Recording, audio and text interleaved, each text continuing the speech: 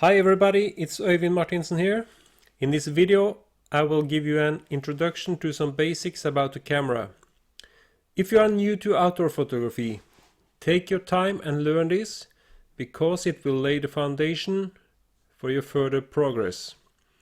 If you have been in outdoor photography a while, this chapter is good for refreshing your knowledge.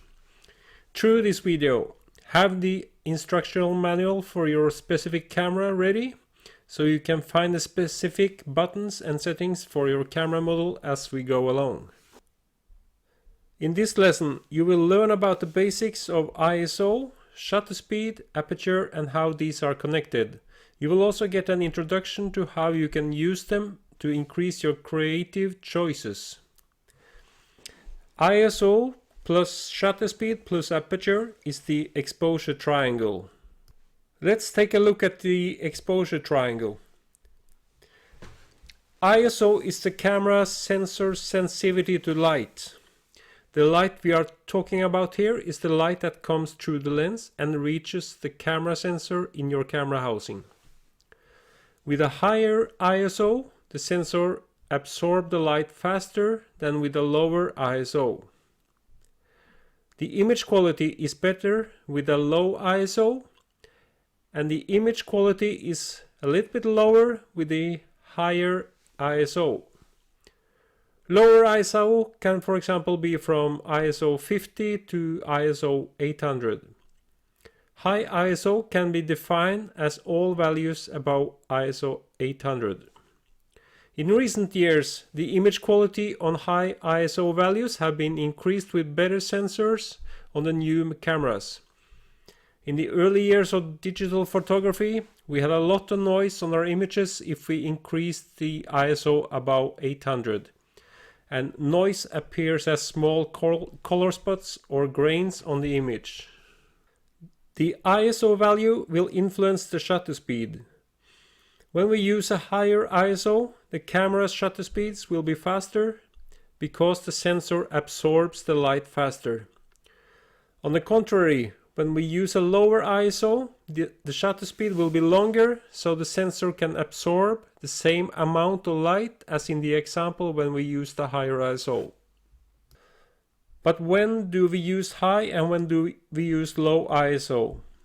If you are working on landscape photography using a tripod, set the ISO as low as possible, for example between ISO 50 and 200. Use this even in low light, because when you're using a tripod, the shutter speeds can be long. Use higher ISO from ISO 800 and above if you are working on subjects that require faster shutter speeds, or you are in a position where you are moving and there are vibrations like in a boat, helicopter or car. Let's talk about shutter speed. The camera's shutter is inside the camera housing. Shutter speed can be defined as the time the shutter is open to let in the necessary amount of light to create an image on the sensor. The shutter speed is also a part of our creative choices. We can, for example, use long shutter speeds to have a more blurry and abstract photographs, or we can use faster shutter speeds to freeze the action. Long shutter speeds can be, for example, 30 seconds, and real fast shutter speeds can be like 1/8000 of a second. Let's talk about aperture.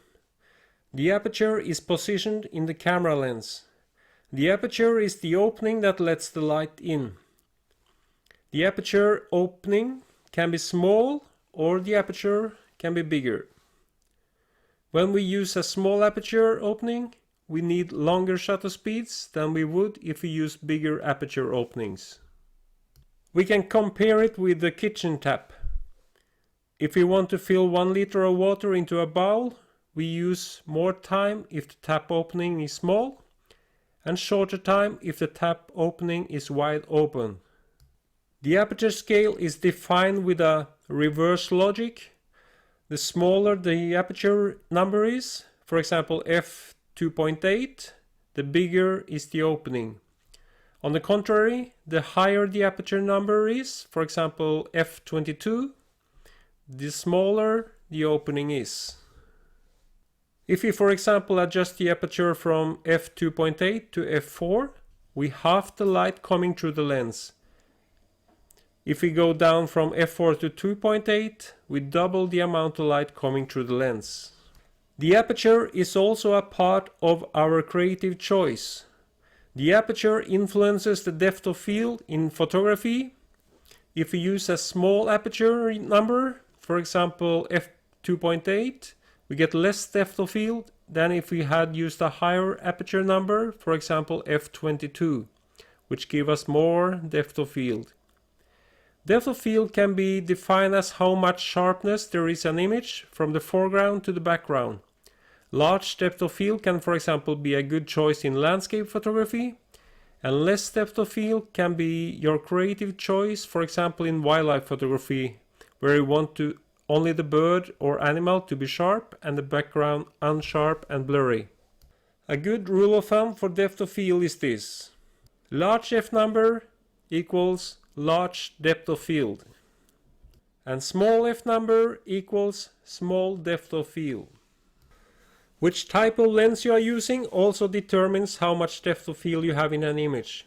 For example, if you are using a 18mm wide-angle lens, you can have full sharpness from around 0.4 meters to infinite at aperture f22. On the contrary, if you use a 600mm telephoto lens, the area of depth of field is much smaller unless you have everything in the photograph very far away in a distance from the camera. Another example, if you are using a macro lens only a few centimeters from the subject, you will have only a few millimeters with depth of field. That tells us that the type of lens we use, the aperture and the distance to the subjects determines how much depth of field you will have in your photograph. What we can learn from this is that it is very important where you put your focal point. To have full control over my depth of field and where I want my sharpness in my photographs, I often use manual focus and not the autofocus. Autofocus is fine in most cases with the wildlife and action, but when I work on landscapes or macro, I use manual focus. It gives me more control. Thank you for being with me in this video. See you soon in the next.